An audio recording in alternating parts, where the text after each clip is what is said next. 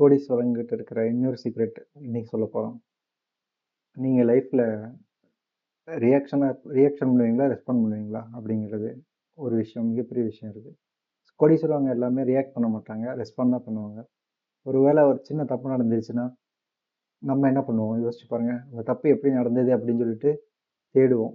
அது தேடி முடிக்கிறதுக்குள்ளேயே வந்து பார்த்தீங்கன்னா அதோட சொல்யூஷன் வந்து பார்த்தீங்கன்னா மறந்துடுவோம். ஆனால் வந்து பில்லியனர்ஸ் அப்படி இல்லை. அவங்க என்ன தப்பு நடந்துச்சுன்னு பார்த்துட்டு அந்த தப்பை வந்து பின்னாடி பேக் எண்டுக்கு பதிலாக ஃபஸ்ட்டு வந்து அது சொல்யூஷன் எப்படிங்கிறது கண்டுபிடிப்பாங்க. சொல்யூஷன் கண்டுபிடிச்சதுக்கப்புறம் தான் அந்த ரிவர்ஸ் இன்ஜினியரிங் பண்ணி எந்த மாதிரிலாம் வந்து தப்பு நடந்திருக்கு அப்படின்னு சொல்லி கண்டுபிடிப்பாங்க. அவங்க மொதல் வேலை என்ன அப்படின்னா, தப்பு நடந்துருச்சுன்னா அதை எப்படி ரிசால்வ் பண்ணலாம் அப்படிங்கிறத ஃபஸ்ட்டு பார்ப்பாங்களே தவிர அது எதனால் நடந்துங்கிறத ஃபஸ்ட்டு பார்க்க மாட்டாங்க.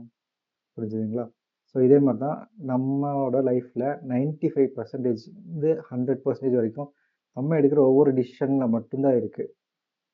ஆமாம், உண்மையிலுமே அதுதான்.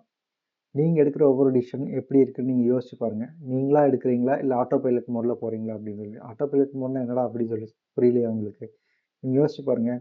நீங்கள் டெய்லி காலையில் எழுந்திரிச்சு 9 o'clock குளிச்சு ரெடியாகி ஆஃபீஸ் போயிட்டு ஈவினிங் 7 மணிக்குள்ளே வரணும். வந்ததுக்கப்புறம் மறுபடியும் அந்த லைஃப் ஓடிட்டே இருக்கணும். இந்த ஒரு சிஸ்டம் இந்த ஒரு டிசைன் யார் கொண்டு வந்தாங்க? நீங்கள் இல்லை. யாருக்கு என்ன வேணுமோ அவங்க அதை கொண்டு வந்திருக்காங்க. புரிஞ்சா அவங்களுக்கு இப்போது?